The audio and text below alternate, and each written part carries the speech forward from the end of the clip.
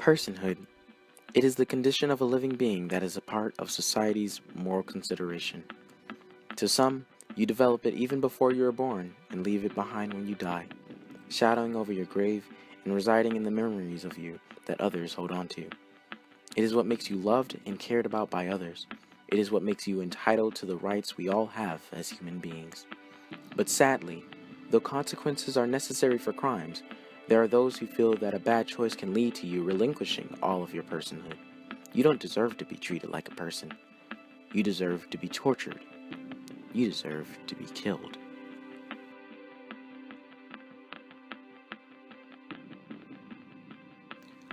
The United States is ranked number 5 in the highest number of executions in a country since 1985, but studies show that from 1973 to 2011, 4 inmates a year are released from the death row, a prison section for prisoners sentenced to death with evidence of their innocence.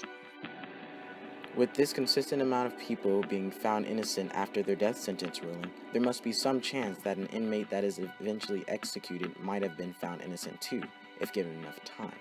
Sadly, studies found that this is exactly the case. 1 in every 25 prisoners that are executed were later found to be innocent.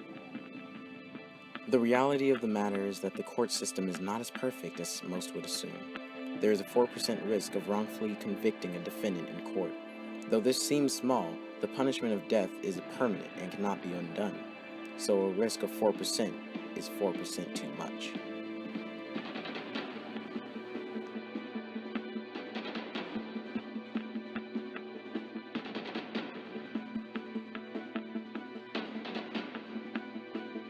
Experts say that there are multiple factors that lead to wrongful convictions, the most noticeable one being racial prejudice. Prejudice comes in many forms. The one that is most known in America today is racism. Despite the major impact of powerful civil rights movements and larger-than-life leaders, racial prejudice still lurks in our society today. It has even found a place in our justice systems. What we've come to think of as blind justice for executed criminals is in reality skewed toward racial biases.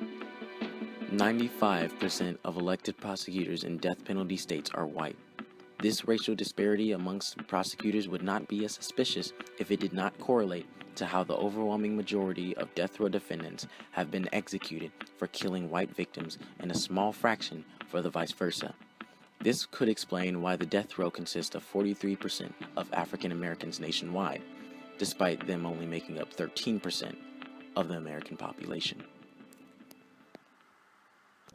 The defendant Zachary Willis has been judged guilty on the account of killing Cynthia Brooks, Sean Butler, and Sarah Bradley. The jury must now decide on whether he faces a sentencing of life in prison or capital punishment. This man, let his punishment be to reflect on the wrong choices that he's made and the grief that he has caused the victims' families and friends. Are you really suggesting that we just put him in the corner to think about what he's done? It's better than flat out killing him. This man is not a complete and utter menace to society.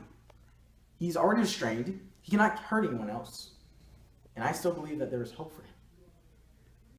Not to better himself into society, committing those crimes, he relinquished that privilege already. But to better himself mentally, killing him isn't necessary. He does not deserve to die. The jury has come to the conclusion. Zachary Willis, please rise. The jury has decided that you will be sentenced to life without possibility of parole. This court is adjourned. The defendant Joshua Johnson has been judged guilty on the account of killing Catherine Gardner and James Riley. The jury must now decide on whether he faces life in prison or capital punishment. Ladies and gentlemen of the jury, take a good look at this man.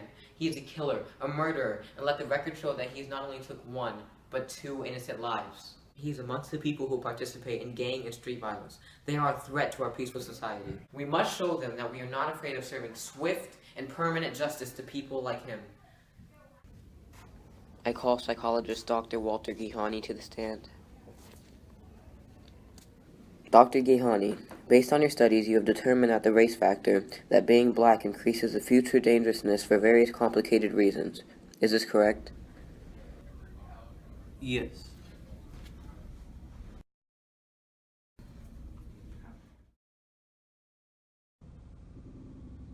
The jury has come to the conclusion that Joshua Johnson will be sentenced to capital punishment over life in prison.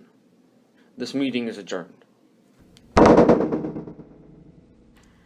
This lack of racial fairness within the court shows us one of the multiple reasons as to why the justice system is so flawed. It evokes the question, should it be acceptable to inflict the ultimate judgment on someone who made a mistake if the one who inflicts the judgment is prone to making mistakes as well? Death by lethal injection is the most common form of execution used in the U.S. This is frightening because the medical staff in the prisons make a significant amount of mistakes when it comes to executing the prisoners by these means. These mistakes range from attaching the intravenous tubes to the inmate incorrectly to completely confusing the chemicals and using the wrong one during the execution.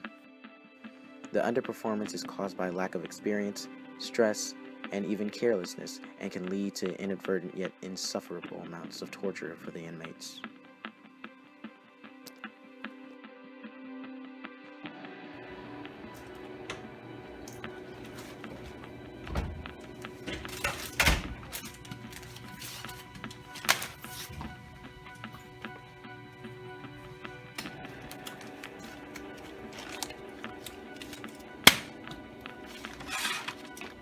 Inmate 30127, death by lethal injection, use the following drugs.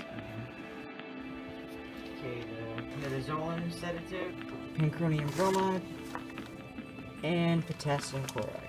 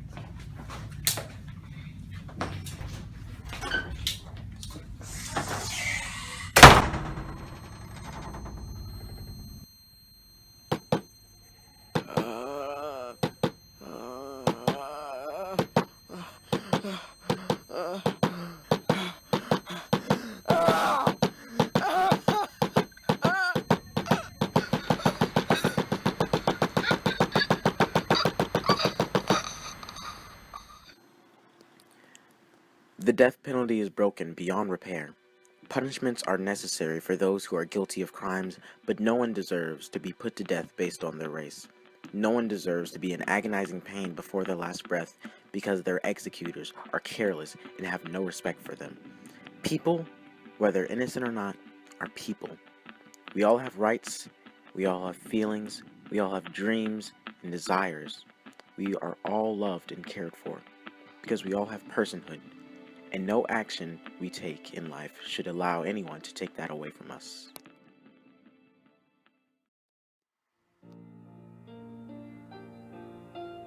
Mama just killed a man, put a gun against his head, pulled my trigger, now he's